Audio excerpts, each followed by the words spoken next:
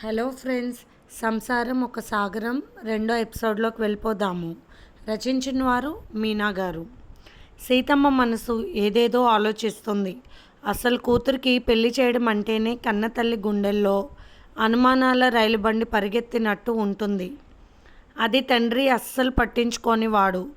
ఆ సంబంధం వాళ్ళు ఎటువంటి వాళ్ళు, తన బిడ్డ బతుకు ఎలా ఉంటుందో.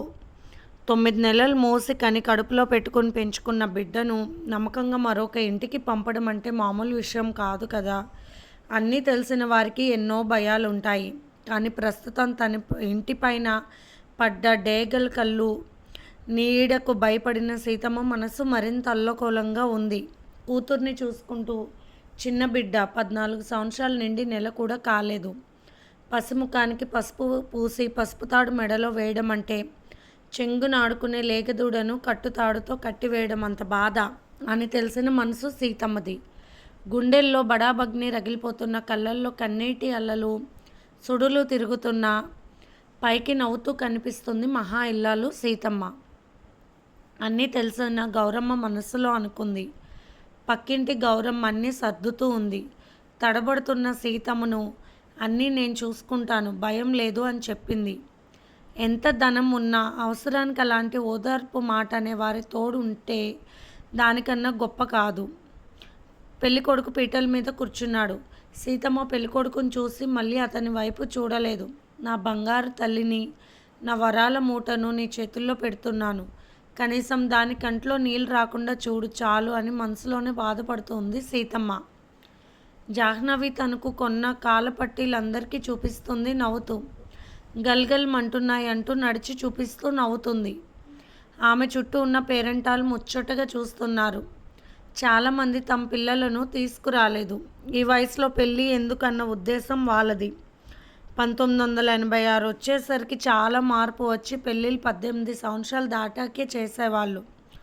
కానీ తప్పనిసరి ఇళ్లల్లో ఆడపిల్లలను ఎలాగల్లా ఒక చేతిలో పెట్టి వదిలించుకోవాలనే ఇళ్లల్లో జరుగుతూ ఉండేవి పెళ్ళిళ్ళు. జాహ్నవి చేతుల్లో కొబ్బరి బొండం పెట్టగానే, అమ్మో చాలా బరువుగా ఉంది, ఇది మోసుకు వెళ్ళాలా అమ్మా అంటూ అడిగింది అమాయకంగా. ఎప్పుడు చిన్నపిల్లలతో కూర్చుని ఆటలాడతావు, కనీసం నీ 7 పిల్లలతో కూడా కలవడం తెలియదు. ఏమిటో నీకు పెళ్లి చేయాల్సిన అగత్యం పట్టింది అనుకున్నది గౌరమ్మ మనసులో బాధగా. సీతమ్మ కష్టాలు తీర్చడానికి హనుమంతుడైనా ఉన్నాడు రామాయణంలో. కానీ నీ కష్టాలు తీర్చేవారే లేరు, నోట్లో నాలుక లేని దానివి సీత అంటూ ఎప్పుడు సీత చేయి పట్టుకుని బాధపడుతూ ఉండేది గౌరమ్మ. గౌరమ్మకు పాపం పిల్లలు లేకపోవడంతో వైదేహిని, ఆ తర్వాత జాహ్నవిని ఎంతో ముచ్చటగా చూసుకునేది. చాలా వరకు సీతమ్మకు కొన్ని సహాయాలు గౌరమ్మ చేసేది. గౌరమ్మ భర్త పేరు కూడా శివయ్య. ఆయన కూడా చాలా మంచి మనసు కలిగిన వాడు. భార్య గొడ్రాలని తెలిసినా, తల్లి తన బంధువులు పిల్లల కోసం పెళ్లి చేసుకోమని అన్నా సస్యమేర కాదని చెప్పి మౌనం వహించి నవ్వుతాడే తప్ప మరొక మాట మాట్లాడాడు. శివయ్య గౌరమ్మ దంపతుల ఆధ్వర్యంలో ఆ పెళ్లికి కావాల్సినవన్నీ సరిచేసింది సీతమ్మ. కన్న తండ్రైన కాంతారావు కళ్ళల్లో క్రోధం, కోపం కనిపిస్తుంది తప్ప తన బిడ్డ మీద ఉన్న మమకారం కనిపించడం లేదు. ఆ మమకారం శివయ్య దంపతుల్లో కనిపిస్తుంది. పెళ్లి కూతురు వచ్చి అక్కడ బల్లెక్కి మండపం మీద జాగ్రత్తగా వరుడు పక్కనే కూర్చుంది. పక్కకు తిరిగి జగపతి ముఖం వైపు చూసింది. సినిమాలో హీరోలాగా లేడు, ఏమీ బాగోలేదు, అయినా ఏమీ మాట్లాడకూడదని అమ్మ చెప్పింది. సరేలే అని తలదించుకుంది జాహ్నవి. 25 జగపతికి జాహ్నవిని చూడగానే మరీ చిన్నపిల్ల అనుకున్నాడు మనసులో. కానీ పెద్దవాళ్ళ మాటకు తల వంచాడు. ఇంతలో సుందరం వచ్చాడు. ఇదిగో నీ కూతుర్ని నాకిచ్చి పెళ్లి చేస్తానన్నావు కదా అంటూ కాంతారావు వైపు చూసి గొడవకు దిగాడు.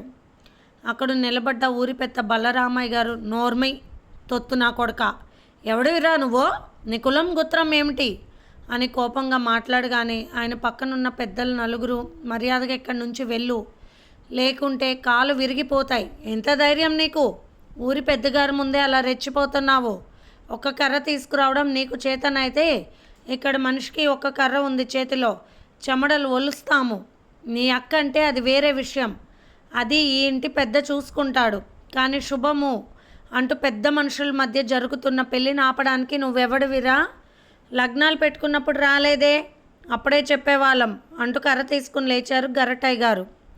అతని చేతిలో కర్ర లెగిస్తే ఆగదు. ఆ సంగతి ఊరి మొత్తం తెలుసు. ఊరి పెద్దగారి తీర్పులు శిక్షలు వేసేది ఆయనే అన్న సంగతి అందరికీ తెలుసు. వెనక్కి తగ్గి కాంతారావు వైపు ఒకసారి చూసి వెళ్ళిపోయాడు సుందరం. దాని మీద మోజు ఉండి పెళ్లి చేసుకున్నావు, అది అక్కడి వరకే. కానీ వాడికి నువ్వు కూతుర్నిస్తానని ఎలా చెప్పావు కాంతారావు, బుద్ధి లేదా నీకు అన్నారు ఊరి పెద్దగారు కోపంగా కాంతారావు వైపు చూస్తూ. కాంతారావు ఏమీ మాట్లాడలేదు. అటువంటి మనస్తత్వం ఉన్న వాళ్ళు మాటల్లో కాదు, చేతల్లో అన్నీ చేస్తూ ఉంటారు. నిజాన్ని ప్రశ్నిస్తే మౌనంగా కూర్చుంటారు. అందుకే ఆ పెళ్లి లగ్నాలు పెట్టుకునేటప్పుడు ఊరి పెద్దలను ఆహ్వానించాడు శివయ్య తెలివిగా. మంచి పని జరిగిందంటూ నవ్వాడు శాంతారాం. నీకు బాధ వదిలింది కదా, మంచి కట్నం ఉన్న సంబంధం చేస్తావు ఇక కొడుకుకి, మహా ముదుర్వి నువ్వు అంటూ నవ్వారు బలరామయ్య గారు. ఉన్నది ఉన్నట్టుగా మాట్లాడి వారికి ఉన్న పొగరు కొమ్మలను విరిచేస్తారు తన మాటలతో బలరామయ్య గారు. అదే పసుపు కొమ్ము పంకజం మెడలో కట్టకపోతే ఊరి పెద్దలు చేసేవాళ్ళు తీర్మానం. అందుకే తెలివిగా పసుపు కొమ్ము కట్టించుకుంది పంకజం. లేత పసుపు కొమ్ము లాంటి పిల్లకు పసుపు తాడు పడిపోయింది. పెద్దరికం వచ్చేసిందంటూ జాహ్నవి వైపు చూసి నవ్వుతూ మురిసిపోయింది శాంతమ్మ. దుఃఖం ఆపుకోలేక లోపలికి వెళ్ళిపోయింది సీతమ్మ. కూతురు పెళ్ళిని ఉండి చూడకూడదన్న సాంప్రదాయం కూడా నడుస్తుంది ఆ ఊరిలో. ఆ రోజుల్లో పెళ్లి కొడుకు తల్లి వీరలంకమ్మ. ఆమెను చూస్తూనే తెలుస్తుంది గయ్యాలి గంప అని. అంతకుముందు తన పిల్లని అడిగినప్పుడు చాలా సౌమ్యంగా కనిపించింది సీతమ్మకు. కానీ ఆ పెళ్లిలో ఆమె మాటలు ఆమె చేతలు చూస్తూ భయపడిపోతూ ఉంది సీతమ్మ. ఆడపిల్లకు పెళ్లి చేసే తల్లి వారి అత్తమామలను వారి బంధువులను కూడా గమనిస్తూ ఉంటుంది. ఊరి పొలిమేర దేవత వీరలంకమ్మ దగ్గరకు వెళ్ళి దండాలు పెట్టుకున్నారు పెళ్లివారందరూ. నేను వీళ్ళతో వచ్చేశాను, అమ్మ నాతో రాలేదనుకుంది జాహ్నవి. వెనక్కి చూసింది, ఎవ్వరు లేరు. వైదేహి వాళ్ళు కూడా రావడం కుదరదు, వాళ్ళ వంశంలో వారు శివైక్యం చెందినారు, సూతకం ఉందని కబురు చేశారు. అందువల్ల జాహ్నవి పక్కన ఎవరు రాలేదు. శాంతమ్మ మాత్రం అలాగే ఉంది పక్కనే. పెద్దమ్మ నాకు భయంగా ఉంది అని చెప్పింది చిన్నగా జాహ్నవి. ఏమ్మా ఎందుకు భయం అడిగింది శాంతమ్మ కళ్ళ నీళ్ళు తుడుచుకుంటూ. నోట్లో నాలుక లేని దాని కడుపున పుట్టిన ఆడపిల్లవు, తండ్రి పట్టించుకొని కన్నబిడ్డవు, భయం కాక ఇంకేంటి ఉంటుందనుకుంది శాంతమ్మ కళ్ళు తుడుచుకుంటూ. ఎందుకు భయం అంటూ మళ్ళీ చిన్నగా అడిగింది శాంతమ్మ. ఇక్కడ దేవత నాకు నచ్చలేదు, చాలా భయంకరంగా ఉంది. నాకు మెడలో ఇది కట్టాడే అతని ముఖం బాగాలేదు, భయం వేస్తుందంటూ బేలగా చూసింది జాహ్నవి. తప్పమ్మా, అలా అనకూడదు. అయినా నీకు భర్త, ఏమండి అంటూ గౌరవంగా పిలవాలి, మా వారు అని గౌరవంగా చెప్పాలి. పెద్దవాళ్ళు చెప్పిన మాటకు ఎదురు చెప్పకూడదంటూ తల్లికి దండం పెట్టుకో అని చిన్నగా చెప్పింది శాంతమ్మ. ఏమిటో ఏదోలాగా ఉంది ఇదంతా. ఈ చెట్టు ఇంత పెద్దగా ఉంది, పువ్వులు లేవు, కాయలు లేవు, ఎందుకు ఈ చెట్టును పూజించాలి, ఏమీ బాగోలేదు అనుకుంది అక్కడ గుడి ముందున్న చెట్టును చూస్తూ. అక్కడ నుండి అందరూ నడుస్తున్నారు. చెప్పలేని కాలంలో రాయి దిగింది జాహ్నవికి. అమ్మా అంటూ అరిచింది జాహ్నవి. ఇంట్లో ఉన్న సీతమ్మకు ఏదో పేగు కదిలిన బాధ కలిగింది. ఏదో నా కూతురికి బాధ అనిపించిందని కళ్ళనీళ్ళు పెట్టుకుంటూ ఉంది. పెళ్లి జరిగిన ప్రదేశం అంతా మనిషిని పెట్టుకుని శుభ్రం చేస్తూ ఉంది సీతమ్మ. తనకేమీ పట్టదన్నట్టు చాలా చిరాగ్గా కూర్చుని ఉన్నాడు కాంతారావు. పరాయి ఆడదాన్ని పొందు విందు పసందులు మరిగిన వాడు అలాగే ఉంటాడు, లోక మరిగిన సత్యం. జాహ్నవి పుట్టిన 6 ఏళ్లకే పంకజం తోడయ్యింది కాంతారావుకి. అప్పటి నుండి భార్య ముఖం చూడాడు, సరిగ్గా మాట్లాడాడు, కష్టం సుఖం తెలుసుకోడు. ఉన్న ఎకరం పొలం కవులకిచ్చాడు. పంకజం అటు పచారీ కొట్టు, సుందరం సారా కొట్టు మంచి లాభంలో ఉండేసరికి ఇక అక్కడే ఏ పనైనా చేస్తూ శుభ్రంగా సమయానికి తాగుతూ అక్కడే ఉండిపోతున్నాడు మత్తులో పడి. కవులకిచ్చిన డబ్బు కూడా పూర్తిగా వదలడు. ఆ డబ్బులు సగం పంకజానికి అప్పచెపుతాడు. సీతమ్మ తన పుట్టింటి వాళ్ళు ఇచ్చిన పొలం కూడా కవులకిచ్చి ఆ డబ్బులు దాచుకుంటూ ఉండేది. పాడు చేసుకుంటూ ఇంట్లో ఇబ్బంది లేకుండా గడుపుతుంది. ఆ రోజుల్లో సీతమ్మ అత్తారు రాధమ్మ గారు 4 ఆవులు పాడు చేసి ఆ స్థలం కొని ఇల్లు కట్టించిందంట. ఆమె భర్త చాలా అమాయకంగా ఉండేవారు. తెలివిగా అన్ని పనులు ఆమె చేస్తూ ఒక కూతురు మంగమ్మకు పెళ్లి చేసి కాంతారావుకి ఇల్లు పొలము సమకూర్చింది. భర్త పోయిన కొడుక్కి మంచి సంబంధం కుదిర్చి చేసింది సీతమ్మను. సీతమ్మ పెళ్లి జరిగిన కొన్నాళ్ళకి ఆమె చనిపోయింది భర్త మీద బెంగతో. జాహ్నవి ఏరు దాటి పడవలో అత్తగారింటికి వెళ్ళిపోయింది.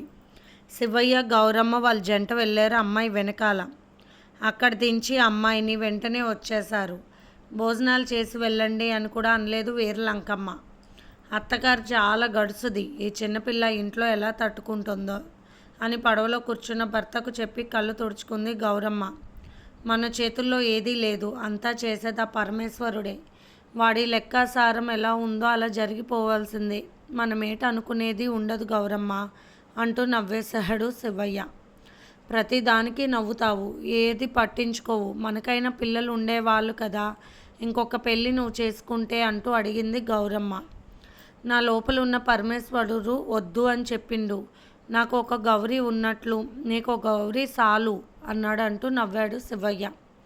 మరి నెత్తి మీద గంగమ్మ ఉందిగా ఈశ్వరుడికి అన్నది నవ్వుతూ గౌరమ్మ. అందరూ అంటుంటారు ఆమె భార్య కాదు, శరీరంలో సగభాగం భార్యకి ఇచ్చేశాడని తెలుస్తుంది కదా, ఇంకేముంది గంగమ్మకి ఇవ్వటానికి. విపరీతంగా పొంగి పొరులుతూ ఉన్న గంగమ్మను అదుపు చేసే శక్తి మన శివయ్య జటాజుటానికి ఉందట. లేకుంటే కోపంతో ఉగ్రరూపం దాల్చినదంటే మూలోకాలను ముంచేస్తుందని తన ముడిలో ముడి పెట్టుకుని ఉంచాడు ఆ పరమేశ్వరుడు అని చెప్పి నవ్వాడు శివయ్య. వినాలి కానీ భారతం మొత్తం చెప్పేస్తావు అంటూ నవ్వింది గౌరమ్మ.